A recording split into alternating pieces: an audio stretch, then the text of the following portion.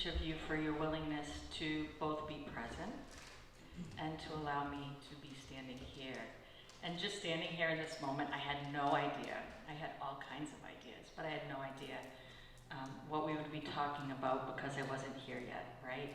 So as I stand on this stage, there's a part of my central nervous system that is entirely overwhelmed by the magnanimity of it all. All of the mediums and the mentors and the hearts and souls that have gathered under this roof,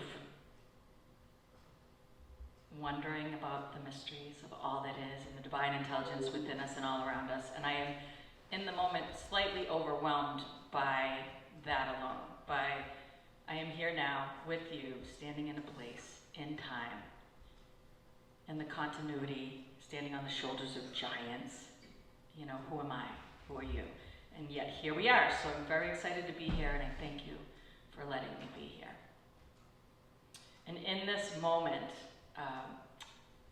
my perception and one of the tenets of spiritualism is that we can all connect with our deceased. They're not deceased, right? The continuity of spirit. Spirit lives on beyond the present moment. There is both material and immaterial, and just because we can't see something does not mean it does not exist. And I would argue, based on my human experience, that that which is immaterial is way more real than what is material, and we need the material to experience with our eyes, ears, hands, in time and space, and that there is a value to that. And so if I enter into the physical material, one of the things that allows me to be here now with you today, as a channel over 30 years, there's all kinds of beliefs that I have, and I don't know that it's true. And I would also imagine that while we believe certain things are true, most of the words that come out of our mouth are beliefs. Very few things can be absolutely known to be true. And one thing that I believe, based on what Spirit tells me, is that anything and everything that occurs on Earth that we experience is not only allowed for, but is also purposeful and meaningful. And to the extent that we're willing to allow, it can and will be used to our highest and best. Now, the first time they said that, I'm like, okay, what does that mean, right? And there's only a few words there. The second time I heard it, it's like, oh, that's interesting. The third time I heard that, I'm like, that's not true, right? Anything and everything that can happen in the third dimension is not only allowed for, it's purposeful and meaningful, and it can and will be used to my highest and best if I allow. So much in those few words. Number one, what do you mean things aren't meant to be? Like, I hear people all the time, oh, that was supposed to happen, or that was meant to happen, or, you know, destiny. And for ages and forever, there has been the argument of free will versus destiny. And I still don't know what's true, but I do believe that we have a free will. I believe within each of us in our own autonomous body, there are pieces and parts of us that are independent, that get to decide what we will and won't do. Now, part of that is conscious, and part of that is unconscious. And the part of it that is conscious is the part that would be willing to believe that I am safe in this moment, because if I'm not safe in this moment, and I am afraid in this moment, my autonomic nervous system is going to take over, and I'm going to go completely unconscious and instinctual. So a willingness to trust and a willingness to believe that I am safe. To believe that there is a higher power within me and all around me. To believe not only that, but that whatever that is, and wherever I came from, trusts me enough to allow me to think, feel, and do autonomously, that there is an autonomous piece and part of me that may not only be useful to me, but potentially to you, and a piece of autonomy that is you that could be useful to me. So that we are allowed, anything and everything that happens physically is allowed for, that it is purposeful and meaningful, that it can grow us, that I trust no matter what happens. You know, I have people that come to me and a loved one has been brutally slain, or something incredibly tragic has happened. How is that possible that could be purposeful and meaningful, or how is that allowed for by a beneficent, loving all that is?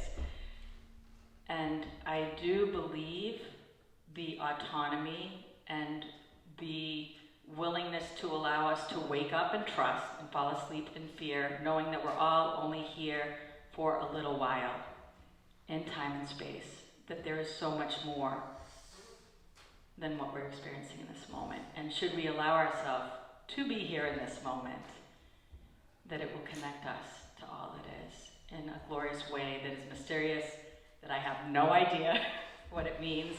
And I've been on the planet for 56, almost 57 years, and I know nothing, and everything I'm practicing. And the more that I give myself permission to not know, and the more that I give myself permission to practice, the more joy I experience, the more wonder that I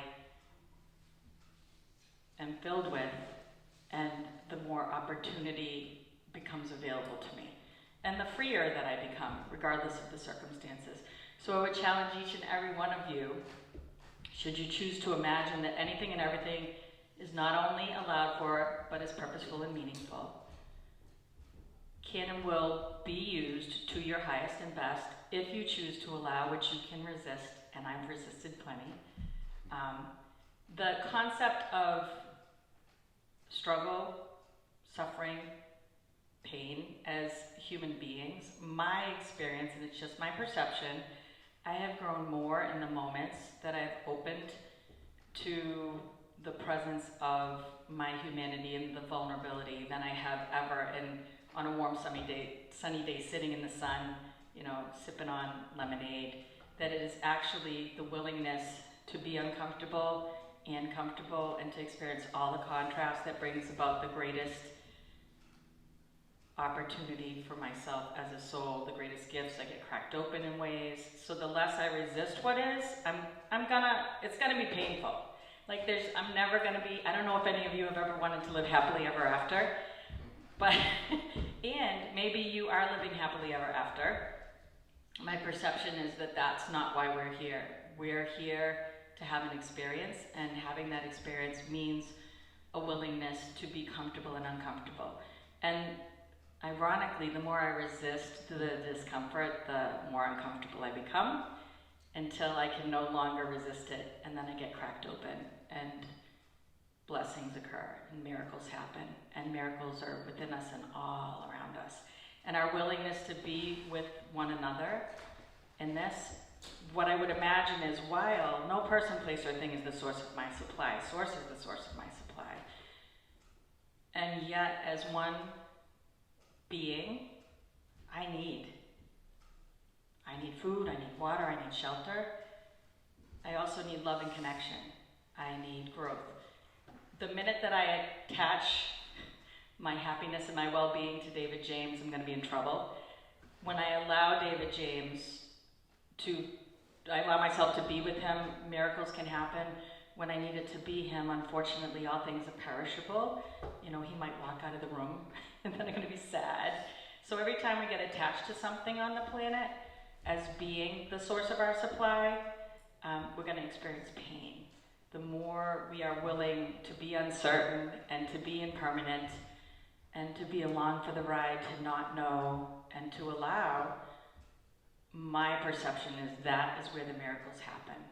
And so with that, I would ask each of you, what do we know? What do we imagine? What do we believe? And in our subconscious mind, we are driven not only by the classical conditioning of our life experience, but perhaps, I'm French-Canadian, and I come with a whole heritage. There are beliefs that I have taken from my heritage. There are beliefs that I take from my religion or race, or we're Homo sapiens, and we've only been here relatively a short amount of time. So on some levels, I'm not nearly as unique as I would think that I am. Much of what allows me to stand upright is dependent upon so many other things, and yet here I am standing upright with a degree of consciousness. Should I choose to align to it. And then if I take up my space, the possibilities are limitless to the extent that I can imagine, to the extent that I can allow, to the extent that I can trust.